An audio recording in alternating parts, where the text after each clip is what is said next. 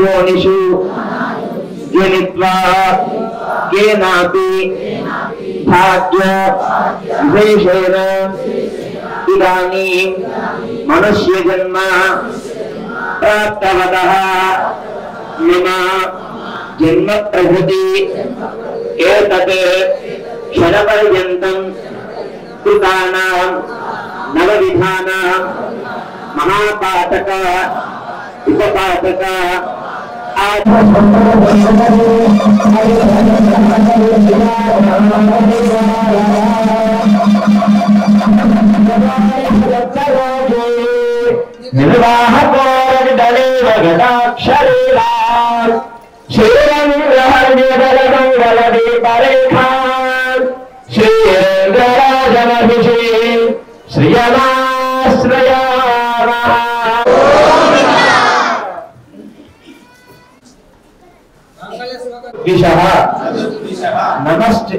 नमश्चंद्र सहोदर्यै नमस्ते मृतयोनये समुद्रतनये मातः लक्ष्मीस्त्वं प्रार्थयाम्यहं तने नियोजितोऽहं बध्नामि गृहाण परमेश्वरी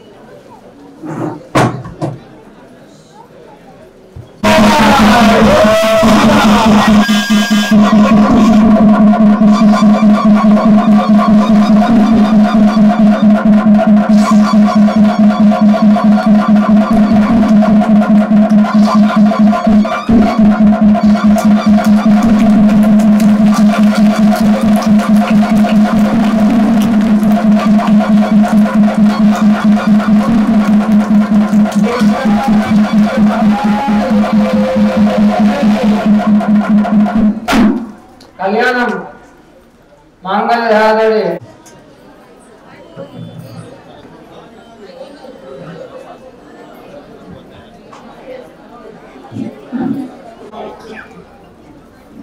प्रजापति स्त्रीधाम यतः विष्करेर्विधासं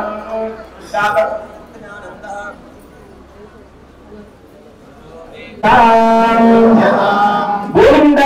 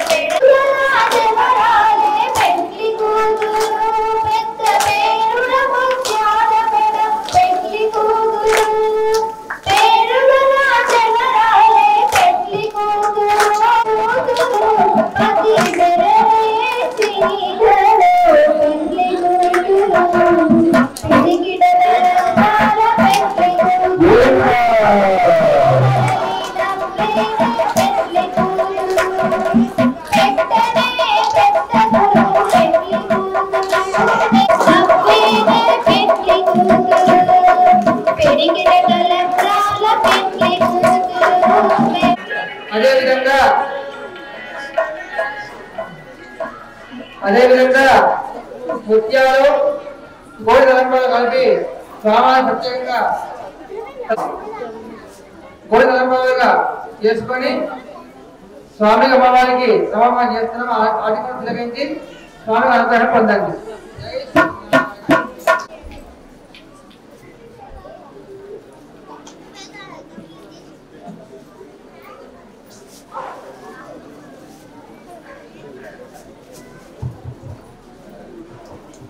నారు తీసి అంతా కూడా పోసి ఆ నారంతా పెరిగి పైరు వచ్చిన తర్వాత ఆ కొత్త ఒట్లు ఒలిచి వాటిని తలంబరాలుగా తయారు చేసి కళ్యాణం ఉపయోగించారట.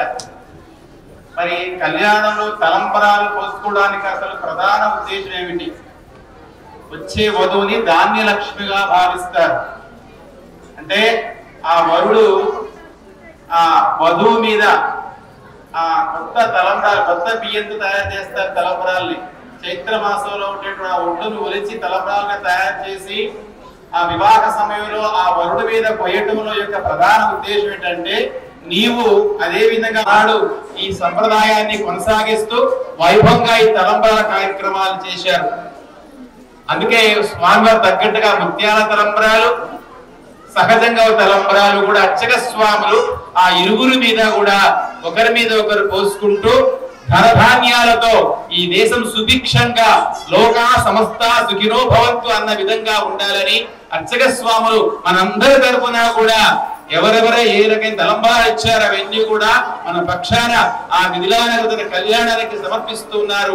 అందరూ ఒక్కసారి గోవిందనామ స్మరణ చేస్తూ గోవింద శ్రీరామచంద్ర స్వామికి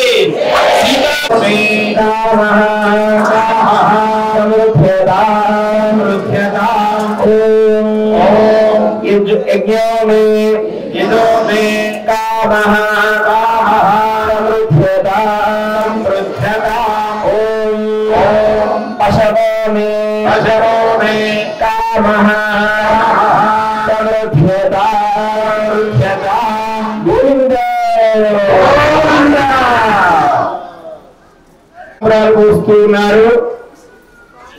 ఆ ముత్యాస్తూ ఉంటే వాడి మెడలు అలంకరిస్తూ ఉంటే ఆ దేదీప్యమాన సౌందర్యాన్ని చూడటానికి మాంసపు నేత్రాలు సరిపోమంటారు, దివ్య నేత్రాలు కావాలట. అందుకే ఆ స్వామి యొక్క హృదయాన్ని మనం చూడాలంటే దివ్య నేత్రాలు కావాలంటారు. అటువంటి చక్కటి వినోదాన్ని వీరుల విందుగా కలిగించేటువంటి ఆ దివ్య స్వరూపాన్ని మన పాపాలు హరిస్తాడు ఆయన, మన శత్రువుల్ని హరిస్తాడు ఆయన. ఏంటా శత్రువులు అంటే కామ క్రోధ లోభ మోహ మదమాశ్చర్యాలు అంటారు. మదమాశ్చర్య ఈ అరిషడ్ వర్గాలు అంటారు. ఈ 6 గుణాలు ఉంటాయి మానవుల్లో: కామము, క్రోధము, లోభము, మోహము, మదము, మత్సరం. ఈ గుణాలు పోతే మాత్రమే మనిషి జితేంద్రియుడుగా ప్రతి ఒక్కరిలో భగవత్ స్వరూపం కనిపిస్తూ ఉంది. అందుకే ఆ గుణాలు మనకు రావాలంటే రామచంద్ర కళ్యాణాన్ని వీక్షించాలి. ఆ రామచంద్ర గుణాలు మనం అనుసరించాలి. ఆ సదా అనుచరణీయము ఆచరణీయము రామచంద్రుని యొక్క జీవన విధానము. అందుకే ఇందులో ఆ స్వామి యొక్క అనుగ్రహం చూసి ఇదంతా కూడా అదొక అనుగ్రహాన్ని పొందడానికి వీలుగా కళ్యాణాన్ని వీక్షిస్తున్నారని నేను భావిస్తూ ఉన్నాను. వినబుద్ధి అవుతుంది, చూసిబుద్ధి అవుతుందట. కళ్యాణం ఎంత చూసినా కూడా ఆయన గురించి ఎంత విన్నా కూడా సమయమే. సంప్రదాయములు విశ్వసేనారాధనే చేస్తారు. గోవింద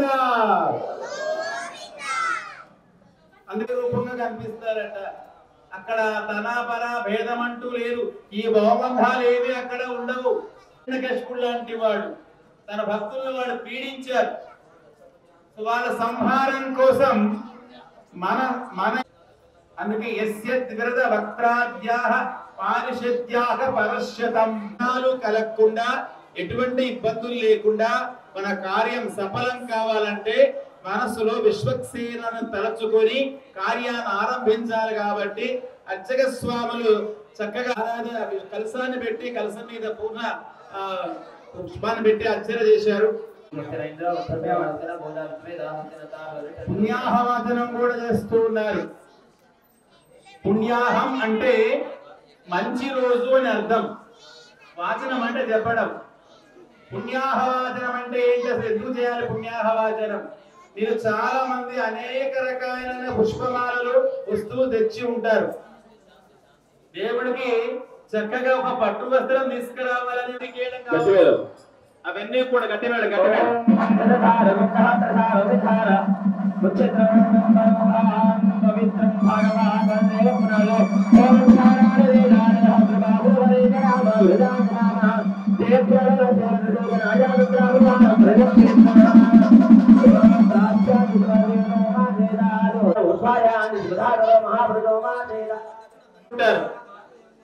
చైత్ర శుద్ధ పాఠ్యమి నాడు కూడా మొదలుపెట్టి అన్నిటినీ కూడా మనం తెచ్చినటువంటి ప్రేమతో ఆప్యాయతతో స్వామికి సమర్పించే వస్తువులన్నిటినీ కూడా పవిత్రం చేసేందుకే ఆ పుణ్యాహవాచనం చేస్తారు. మనం తెచ్చేవన్నీ కూడా దోషభూయిష్టాలే అని చెప్తుంది శాస్త్రం. ఎందుకంటే చెప్తున్నా ఇక్కడ ఏంటా దోషాలు అంటే జాతిని బట్టి, నిమిత్తాన్ని బట్టి, కారణాన్ని బట్టి, ఆశ్రయాన్ని బట్టి, భావాన్ని బట్టి దోషం ఏర్పడుతుంది. ఉదాహరణకి పండు తీసుకుంటున్నాం, రోజు ఊరుతుంటుంది మనకి, అది భావదోషం. స్వామికే ఇస్తున్నారు, మీరు కావాలనుకోవట్లేదు, కానీ ఆ పండ్లు చాలా మెరిసిపోతూ ఉంటాయి, పండ్లు నోరు ఉండిపోతుంది, అది భావదోషమే కదా. మరి ఆ దోషం పోగొట్టుకోవాలి. వస్త్రం కొనడానికి వెళ్తాం, ఆ పట్టు జరి అని చూస్తే ఇది నేను కట్టుకుంటే ఎలా ఉంటుందో కదా అని ఒక్కసారి మనసులో అనుకున్నాం అనుకో, అదొక దోషం ఏర్పడుతుంది. తర్వాత ఆ తీసుకొచ్చే వ్యక్తిని బట్టి ఒక దోషం ఏర్పడుతుంది.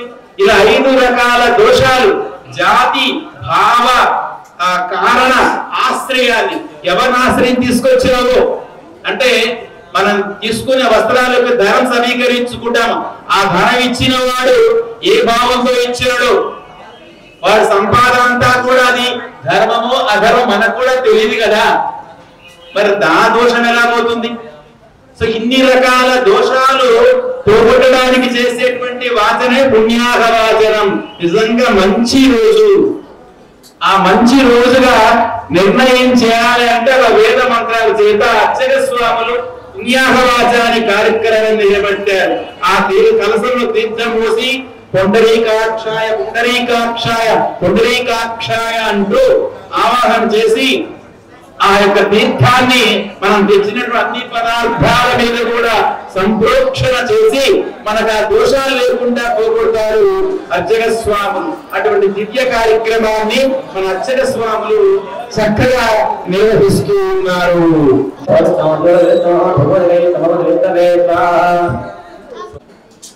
ఓం మోక్షార్తి వర్ధయామి స్మరణవదాయ ధర్మతి నిరంతర మాదనా మాత్ర జీవ దేవాయ పండితాంత ఆదునియోర్యామి నైవేద్యం సమర్పయామి త్రావయం నయతే ప్రచారమో ప్రచారంగాంబర నోర్ప్రేనామి మండలే నీలాయ దీవనందరయామి ఓం మారే హునిలామే భోగావ సుమృతంద్రే అయ భరత్న ఆయ శ్రీయామ బలివాదల గోవింద.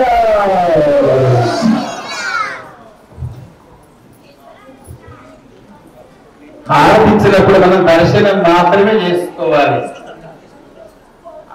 ఆ జ్యోతి స్వరూపుడు ఆయన, ఆ జ్యోతిని చూడటమే మనం చేయవలసింది. చాలా మంది వాటికి చేతులు పెట్టేస్తూ ఉంటారు, అవసరం లేదు.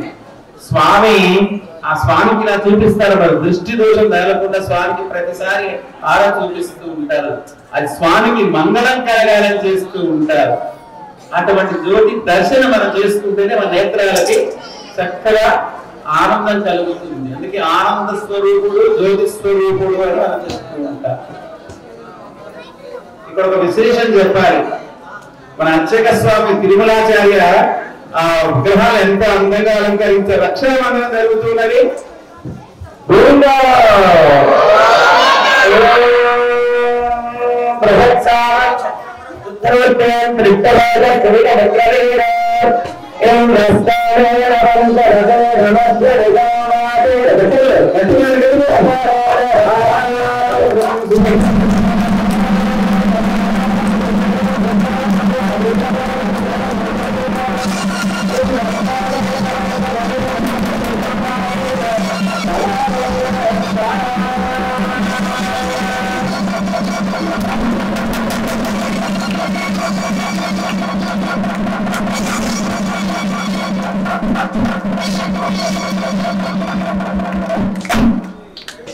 కళ్యాణ తంతులో పరోక్షానికి రక్ష, నీవు నాకు రక్ష, నేను నీకు రక్ష.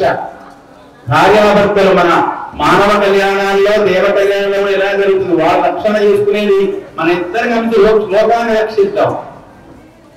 ఇక్కడ లక్ష్మీనారాయణ వివిధ రూపాల్లో అవతరిస్తున్నారు. అందుకే రక్షాబంధనం ఏంటంటే వాళ్ళు రక్ష. ఇప్పుడు నేను దీక్ష తీసుకున్నానండి అంటారు, ఆ దీక్ష కోసం కంకణం కట్టుకుంటారు, అంటే ఈ పని నేను చేస్తాను అని. స్వామి రక్ష ఎందుకు కట్టుకున్నాడు? ఈ లోకాన్ని రక్షిస్తాను నేను సృష్టించేందుకు సమస్త మానవ జాతిని రక్షిస్తాను నేను. అందుకే రక్ష. అందుకే ఆచూత పత్రం శుభకంకణంబ పినాకి రక్ష వినిరక్ష కంకణం లక్ష్మీ నృసింహ విధిలక్ష కంకణం కరోమి దంపత్ అభిరుచి కంకణం అని చెప్తూ ఉంటారు. అటువంటి రక్షాబంధన ముహూర్తాన్ని మన అచ్చల స్వాములు ఆ లోకరక్షణ చేయించడానికి ఆ సీతారాముడికి రక్షాబంధనం చేశారు.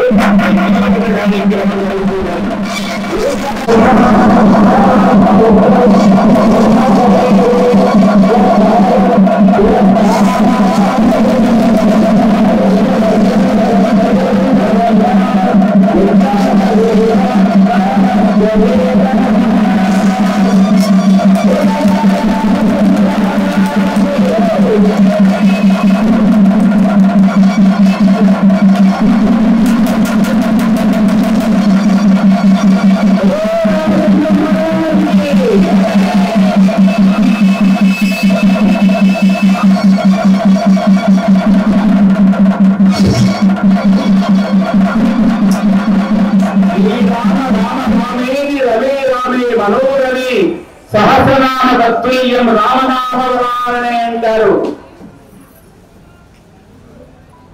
అధికారం రెండు ఎక్కువ విధాలు ప్రయత్నిస్తున్నాడు. ఫస్ట్ 3 ఎక్కువ విధాలు బ్రహ్మదేవుడిగా గ్రహించుకొని ఆ తర్వాత రెండో ఎక్కువ విధానం కూడా ఇంకొక ఎక్కువ విధాన్ని చేసుకోవడం జరిగింది. 2 ఎక్కువ విధాలను చేయడం యొక్క ఆధ్వర్యంలో వారు చేయించి స్వామికి నమస్కారం చేయడం జరిగింది.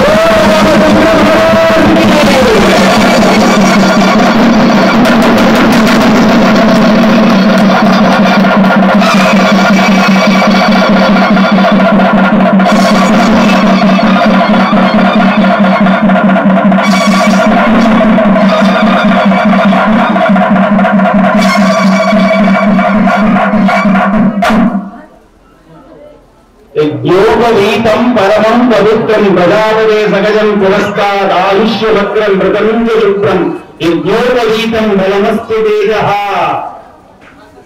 యజ్ఞోపవీత ధారణ బలాన్ని కలిగిస్తుంది. లోకాన్ని రక్షించడానికి గృహస్థాశ్రమ యజ్ఞోపవీతాలు చేస్తారు. అలానే కళ్యాణంలో మనకు యజ్ఞోపవీతం వేస్తారు.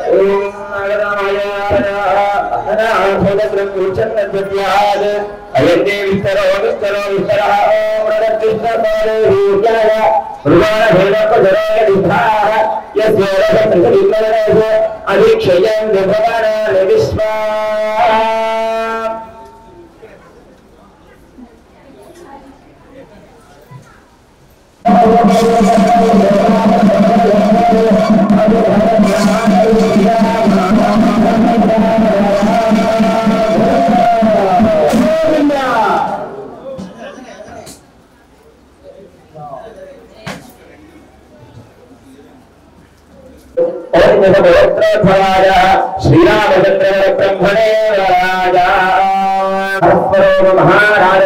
పౌత్రీ ఈటి తీర్థనాలు చూసి వివాహం చేయాలి అని చెప్తారు మన వాళ్ళ శాస్త్రంలో. యజుర్వేద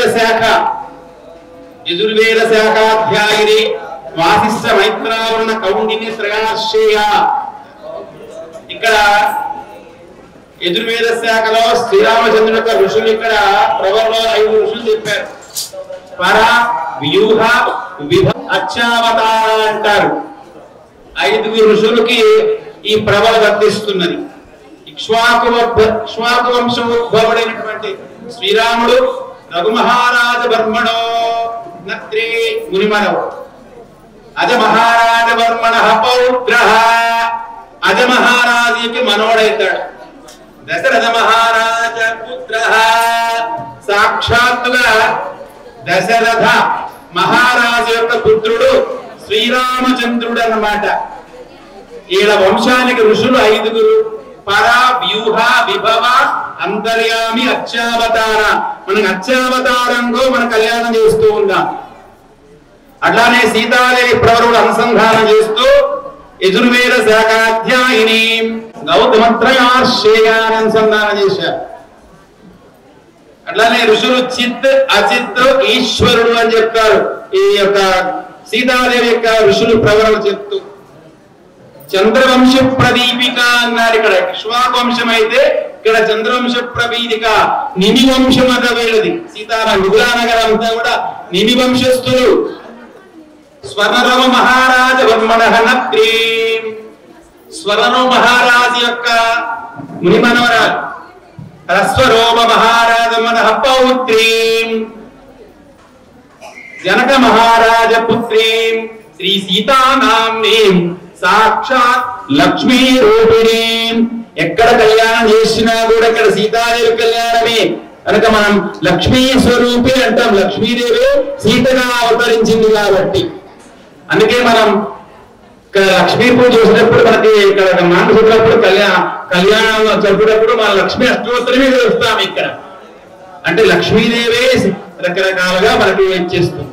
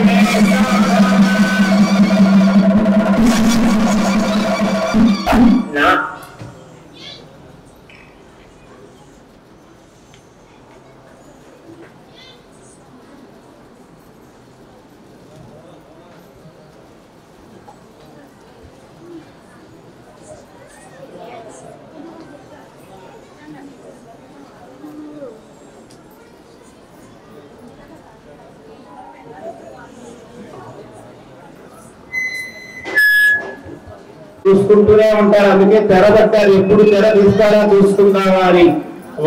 వాళ్ళు చూసుకోవడం అంటే ఒకరొకరు లోకాన్ని క్షేమంగా చూస్తామన్నమాట. అందుకే సుముహూర్తం చేస్తున్న అర్చక స్వాములు మంగళాస్తకాలతో మంగళ వాయిద్యాలతో సావధాన, అందరూ సావధానంగా ఉండండి, సుముహూర్తే సావధాన, అందరినీ జాగ్రత్తగా చూడమని చెప్పి అర్చక స్వాములు అక్కడ మేళతాళాల మధ్య మంగళాస్తకాల పనుల మధ్య ఆ సీతారామచంద్ర కళ్యాణం అందరూ వీక్షించి చేస్తున్నారు.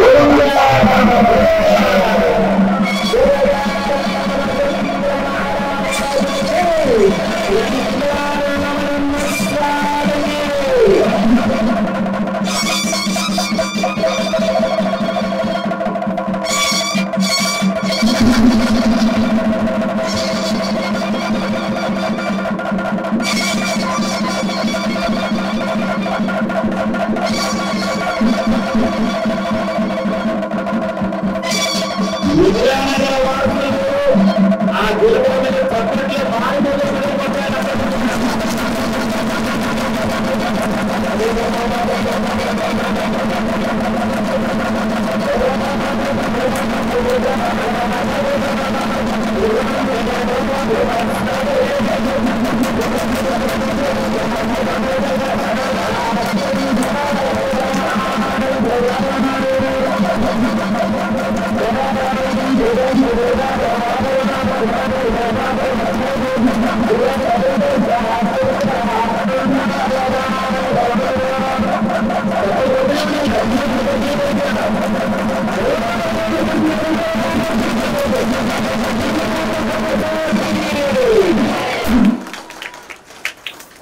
ఎంత దివ్య మంగళ స్వరూపం శ్రీరామచంద్రుడు సీతని ఒకరొకరు తెర తీశారు, చూసుకుంటూ ఉన్నారు.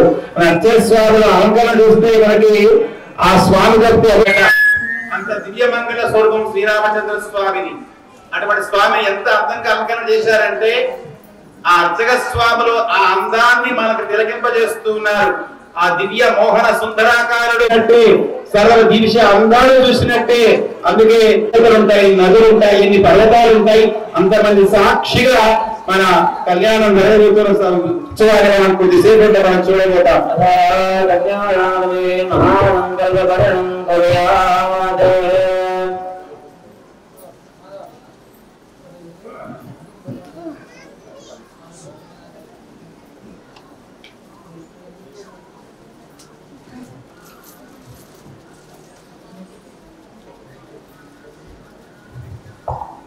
షష్ఠీ యాగం వద్దకి కన్యాదాన ఫలంగా కొబ్బరి బండాన్ని తీసుకొని వస్తున్నాము.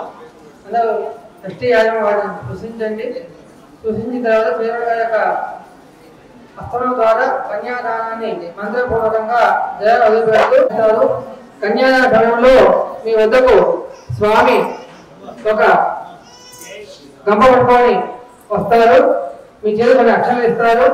అక్షరాలు తీసుకొని దేవుడినటువంటి కన్యాదాన సంభావన 5 రూపాయలు వేస్తారా, 10 రూపాయలు వేస్తారా, 200 వేస్తారా, 500 వేస్తారా, మీ యొక్క ఇష్టంగా మనస్ఫూర్తిగా ఆ యొక్క అక్షరాలు మనసు కోరుకుంటూ పెళ్లి కాని వారు ఉంటారు. అమ్మ నాకు త్వరగా బ్రహ్మలోకే కన్యాదాన ఫలసిద్ధిరస్తు. స్వామికి ఎదురుగమలం జరిగింది. కన్యాదానం అవుతుంది. కన్యాదానం అయిపోయిన వెంటనే మాంగళ్యధారణ ఉంటుంది. జయ శ్రీమన్నారాయణ. ఆధారశక్తి శ్రీవరాహ పూర్వానంద ఈరావదాద్య దిగ్గజోగ ప్రతిష్ఠితస్య అదల విదల సుదల దళాచల రసాదల మహాదల పాదానాది సప్తలోకానాము పరితలే ప్రతిలోకేన భూలోక భువర్లోక సువర్లోక మహర్లోక దినోలోక లోకోలోక సత్యాదిలోక సప్తరానామ సౌభాగే మహానారాయమాన భైరాజ సాగతాపల భక్తి పుష్కరాక్ష దత్తదీపేరామృతే అమరావతి శోభదీం భోవతి రేవతి తీర్థవతిదాభవతి గాంధర్వ జలగావతి ప్రభతి పుణ్యవర్తనే ప్రవాజిని వరదవస్తయోదర దక్షిణే శ్రీరబంధ మలయాతరయోరంతరే సహస్రయోదర విస్తృతే భరతవర్షే భరతఖండే ఉదావదీక్షేతే కర్మభూమి కురుక్షేత్రకయా ప్రజాన కాంచీ శ్రీరంగ శ్రీ వెంకటాచలాది పుణ్యక్షేత్రైః గంగా గౌతమీతరయో నర్మదాది పుణ్యనదీశ్చ విరాజితే సమనాది చతుర్దశ మందంతరేషు మధ్యదశ సంతరే వైవస్వత మందంతరే నవమే बौद्धावतारे अष्टाविंशतितमे महायुगे सप्तदशलक्षायुगे ददाति चतुर्लक्षात्रिंशत्सहस्रयुगे कलियुगे सप्तमे तृतीये सारिवाहनदके अस्मिन् वर्तमान व्यावहारिकशास्त्रमानेन प्रथमादिदशसंवत्सराणां मध्ये श्री प्रभुनामं ఇక మాంగళ్య పూజ అవుతుంది. తిరిగి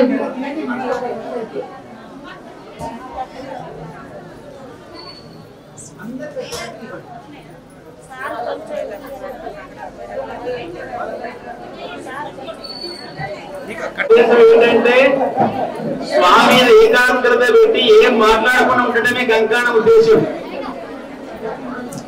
ఇక్కడ స్వామిని మర్చిపోయి కంకణం మీద పడితే మనసంతా కూడా కంకణాలు వస్తాయి.